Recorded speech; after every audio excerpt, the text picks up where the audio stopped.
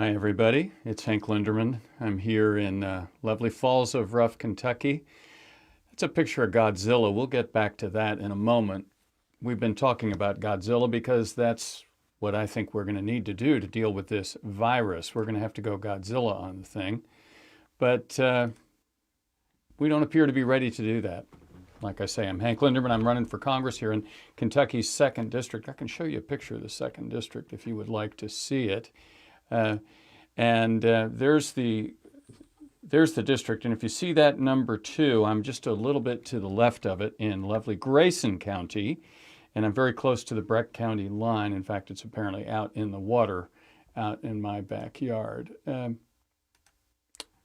Well, how are you all doing? That's a dangerous question these days, I find. I still ask people all the time how they're doing, but boy, tough time right now we're going through. And, we talk about getting angry. I go through periods of actually getting very, very angry. Mary Richardson's here. I'm glad you're here, Mary. Of course, everybody, by the way, please share this because we need to get our message as far and wide as we possibly can. But the idea about being angry is that we don't want to lose our damn minds. We do want to use this so that we get the strength to want to use our anger to build us up into determination. I've been watching the Netflix show about the final season of the Bulls, and I think it's called The Last Dance. And I got caught up watching it for a couple of hours this morning because it was so inspiring. And, to see Michael Jordan talk about how upset he was over losing and how focused he was as a result. There's Bo Fox. I'm glad you're here. Chin up. Yeah, I've got my chin up. We're going to be okay, but not if we just let it happen. It's not going to happen unless we get involved. Robin Cundiff is here. How are you? Nancy Weller is here. Everybody, please do me the favor of sharing so we can spread this around. By the way, we're over 1,000 views. And I want to announce, by the way, on Thursday, I'm looking for people to call in and do interviews. And I've got a friend of a friend who I'm becoming friends with named Greg Adams. And Greg is a surgeon in, Jerry Reed is here. Jerry, share for us. Greg is a surgeon is connected to Stanford University in Silicon Valley in California. And he and I met. And he's, for example, one of the people that I lean on when I need to understand more about the virus. And he'll talk to us about a bunch of things on Thursday.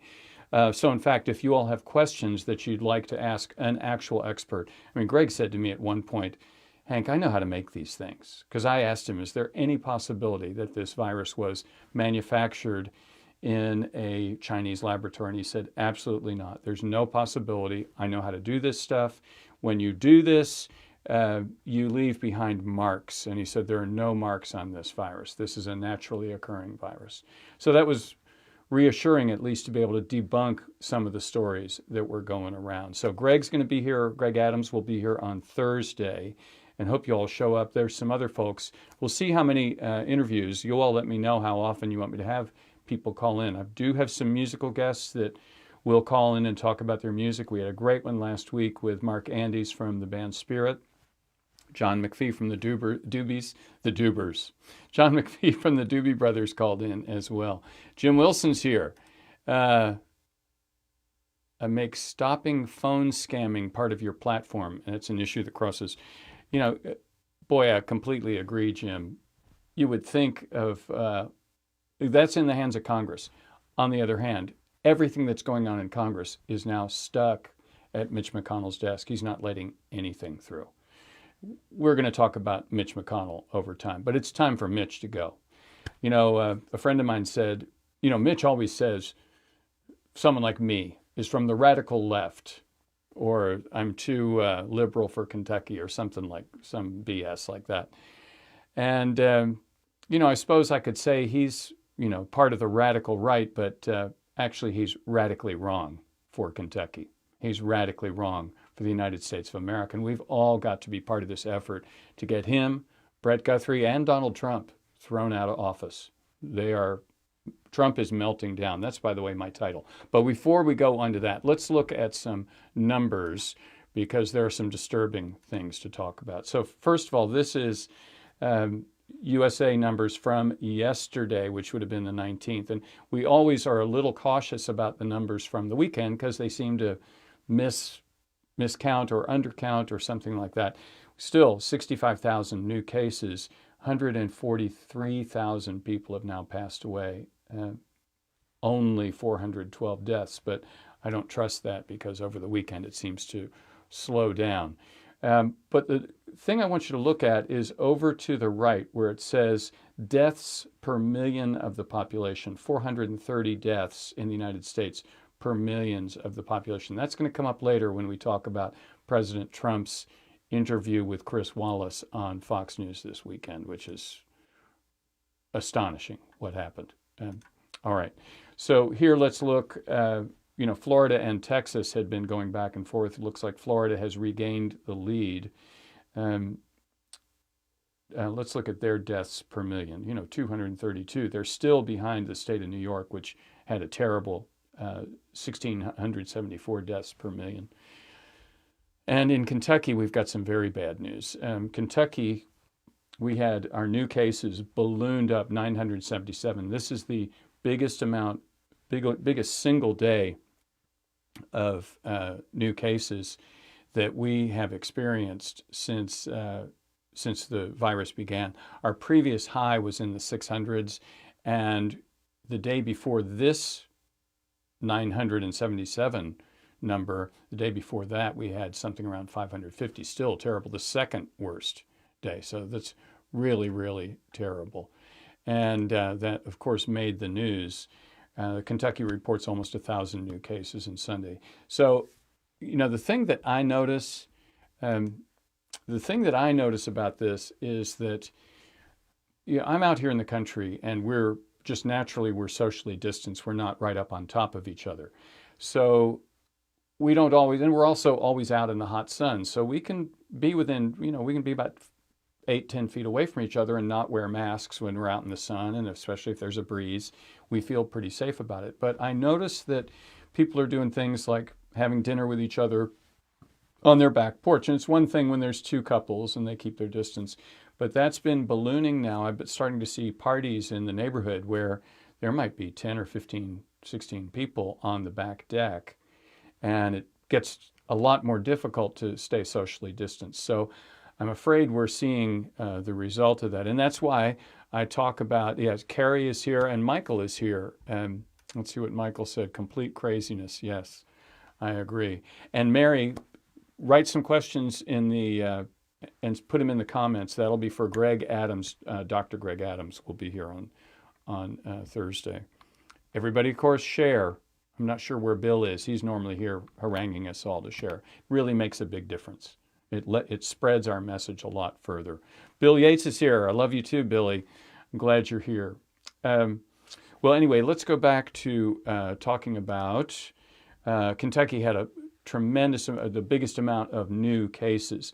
The deaths weren't terribly high from yesterday, but in my brief conversation with Greg Adams, his point about that was that doctors and the medical teams are getting better at keeping you alive when you have this virus. And it's things like they identify who the most likely patient to die is. And that's what he said to me was, if you're a man over 60 with two other comorbidities, maybe a heart attack or you've had pneumonia or something like that, he said those are people we get very, very aggressive with in our treatment. So anyway, we'll be talking about that a whole bunch more. Let's see. I need to skip one here. Well, I don't have the right picture, but because there's another picture I need to get. Let me see if I can grab it real quickly. Sorry for this. In fact, you know what I should do is let you all see me struggle.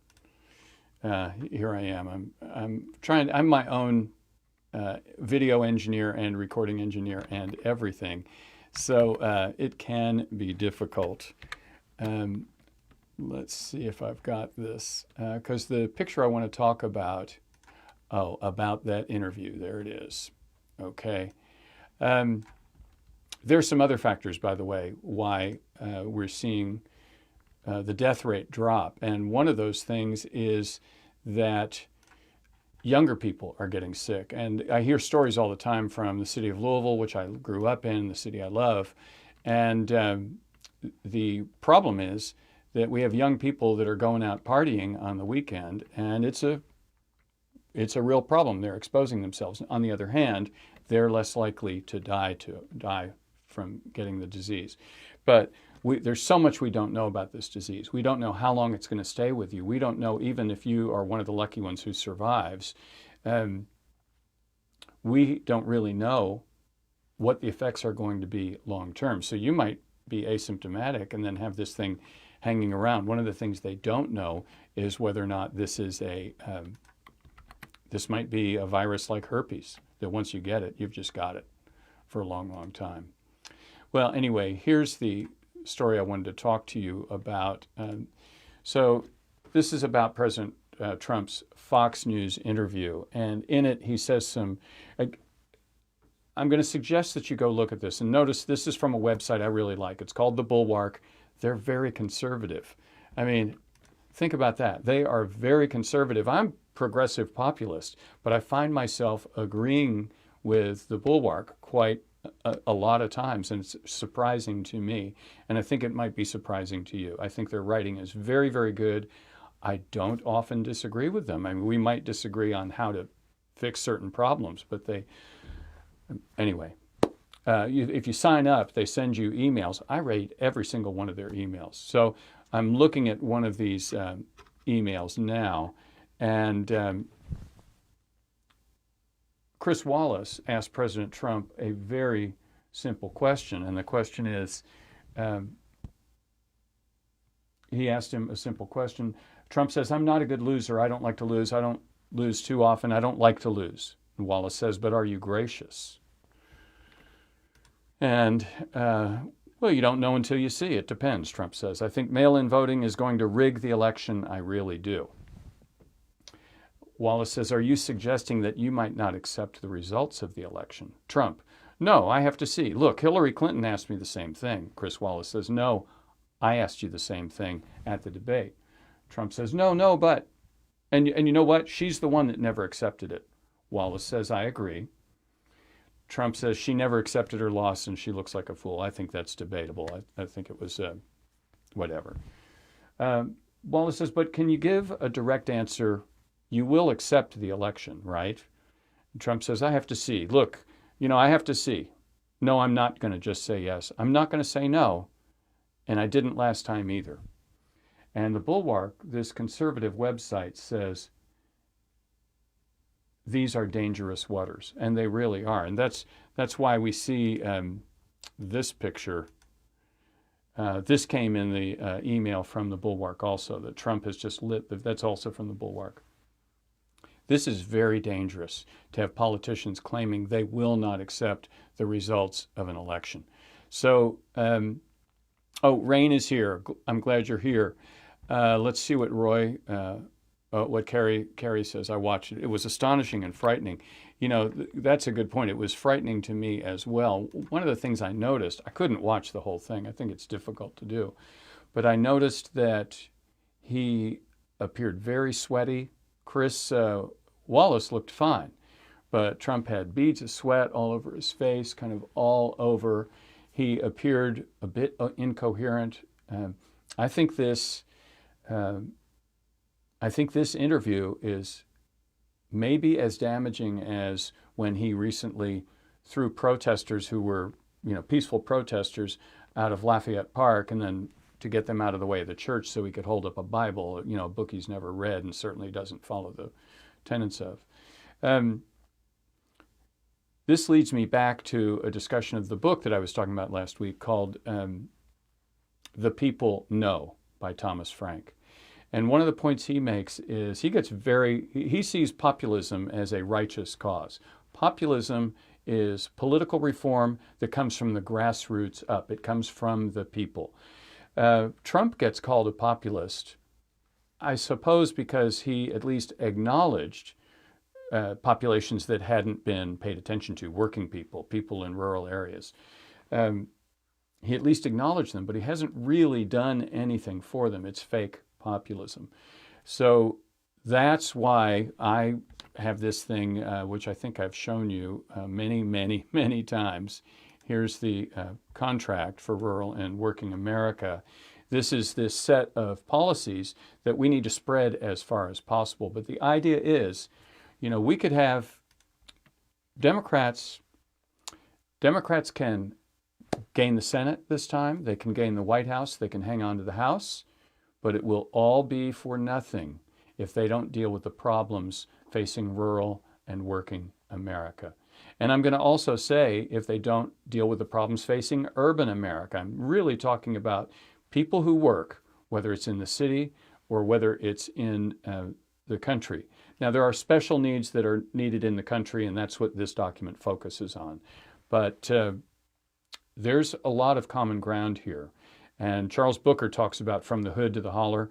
This document is a blueprint of how Democrats must move forward. Otherwise, I'm going to tell you what's going to happen. We're going to have Tucker Carlson run in 2024, and he could possibly win. So he has got me very concerned. Now, look, Trump appears to be melting down, and we got great news. We heard this week that President Trump, who has traditionally been plus 30 points ahead of Democrats, ahead of whoever, Joe Biden, for example. He's been plus 30 for quite some time. He won this state by every bit of 30 points. And I think Kentucky was his fourth most successful state. Well, now he's plus 15. That's still bad. That's still bad, but it's moving in a direction. And Rain, thank you for reaching out to Charles. I appreciate that. I have been trying to get in touch with Charles Booker. Anybody who knows him, tell him I said hey, and that we need to talk if we can. Anyway, this is the challenge for our nation. It's the challenge for our party as well. And Democrats who are divided between establishment and progressive types have got to get over it. We've got to work together, and we don't have a chance of doing the right thing for the country unless we can allow each other to be sitting at the same table. That's all that I need as a progressive. I need to understand that I'm going to be heard, that my ideas will at least be considered. I don't need my answers to be the ones that make it. If we can solve the problem some other way, that's fine. That applies to Republicans too. There are good-hearted Republicans here in Kentucky that I know that I could work with. So before I move on to the final, I've got a little bit of, I look for something kind of lighthearted or something that doesn't make us feel bad, because there's so much bad news. I have a little piece of good news to share with you for the end. But before I do that, I want to say a little bit more about Brett Guthrie. Brett Guthrie is my opponent. He's finishing up his 12th year as a representative. He aligns himself with Donald Trump. He votes with Donald Trump almost entirely every time. It's like 3% of the time he doesn't. He is tied to Trump, and Trump is failing right now. It will be a cold day in hell, I suspect, before Brett Guthrie is willing to say, well, Donald Trump is melting down. We've got to let him go. He's going to support this guy, even as he threatens our very democracy. And let's also be clear. Brett Guthrie collects a lot of money from corporations. Over 80% of his contributions are related to corporations, either PACs or people connected to corporations. So he votes the way they ask him to vote. And this is why in this country, for example, our government is bought and paid for by corporations. They have so much control. The whole purpose of me running, and if you're a Republican or if you're a Libertarian, let me say to you, I promise I will not be taking corporate PAC money. I have a way that they can help our district without actually benefiting me or benefiting a party or benefiting a candidate. That, by the way, is that if a corporation comes to me and wants to contribute, with the idea if they contribute to me and later on I'm going to owe them a favor, that's not what I would do. I would say to them, look, however much you were going to contribute, let's find a project in the 2nd District. And I've got a list of them. I'm going to think about it. I'm going to talk with you, and I'm going to connect you with something there's a need to be filled in the 2nd District. And that way you can be a good corporate citizen. It doesn't have to, I don't need a penny of it. You can make a difference here in the 2nd District because we need the support. We have a difficult task ahead of us to bring more opportunity into this district. This is one of the, we're in a state that has very low amounts of opportunity. Our schooling is not doing as well as it should. We have a lot of challenges here in Kentucky. And we need the help of corporations to invest here and there in Kentucky. But instead of investing in politicians like Brett Guthrie, let's invest in the district. Let's invest in Kentucky. Let's invest in America. That's my way forward. So let's talk about something pleasant right now. I want to go back to, by the way, I'm sorry I'm jumping all over the place. You know how McConnell always talks about people being too liberal or, from the radical left. And my response has been, you could say McConnell's from the radical right, but he's radically wrong. This applies to Brett Guthrie as well. He's from, you could say the radically right, but he is actually radically wrong. He's what is wrong with America. He's bought and paid for by corporations. We need people in government who are responsible to people more than to corporations. We need to readjust that balance. Okay, I'm finished yelling. Let's see. And by the way, you all, please send me some questions for Greg Adams. I've got some other people I want to interview this week. I'm putting some phone calls out, so hopefully we have some folks we can talk to. Well, anyway, this is a fascinating story out of Portland, and I'm sure you've been hearing about the protests in Portland that even recently we've had the federal government appears to be going in. They appear to be going in with unmarked vans and troops in tack gear with, masks and face masks, and so you can't identify who they are. And they go just pull protesters off the street. And the state of Oregon is fighting back, and the city as well. But the protests are continuing. And the thing that I thought was incredible is this young woman, and by the way, in Portland, nudity is allowed. You can't, if you want to be naked in Portland, that's considered public expression. I think that's kind of interesting. And this young woman, clothed only in, I believe, only in a mask, did some ballet poses. Someone came out to try and protect her from the paintballs, and that resulted in more paintballs. So she got away from that person and said, I got this. And she did yoga poses and ballet poses. And I think the police ultimately lost interest. But I think there's something wonderful about this. That is a peaceful protest. And Mark Maselli says that's Tiananmen Square style. It definitely is. Well, look, thank you all for being here. I'm going to see you all tomorrow. I hope you like the red room that I'm stuck in. The red reminds me of, this is my secret undisclosed location here at Rough River. And it's going to be, the amount of video equipment I have takes so long to set up.